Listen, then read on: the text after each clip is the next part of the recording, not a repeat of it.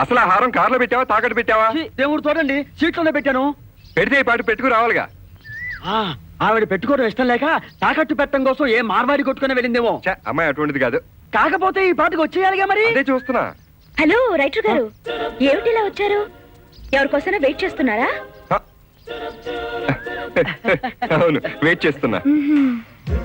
మీరెవరి కోసం వచ్చారు? ఫ్రెండ్ కోసం వచ్చాను. ఫ్రెండా? బాయ్ ఫ్రెండా గర్ల్ ఫ్రెండా? ఈ వయసులో గర్ల్ ఫ్రెండ్ ఏమిటి, బాయ్ ఫ్రెండే. కేసు ఏంటి ఇలా రివర్స్ అయింది? కేసు పోతే పోయింది, ఇంకో ఫేస్ చూసుకోవచ్చు. అనవసరంగా 50,000 రూపాయలు ఖరీదు చేసి హారం లాస్ అయిపోయింది కదా సార్. ఎక్స్క్యూజ్ మీ, ఒకసారి ఇలా వస్తారా? మీ? అవును మీరే.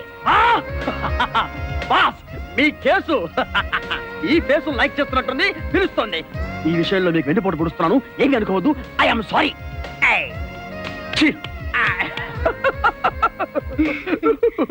ఏమిటి? లెటరు. లవ్ లెటరా? అవును, నా బాయ్ ఫ్రెండ్ వస్తాడు, రాగానే ఇచ్చేయండి. తప్పకుండా.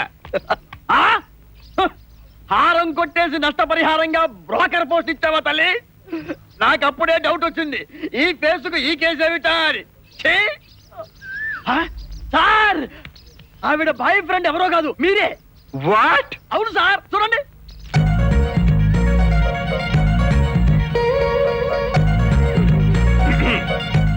మిస్టర్ రాంబాబు సార్, ఇక్కడ స్టూడియోలు ఏమున్నాయి? Ajanta studio, Rama studio, Krishna studio.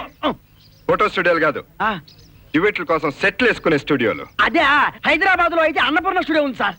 Annapurna studios.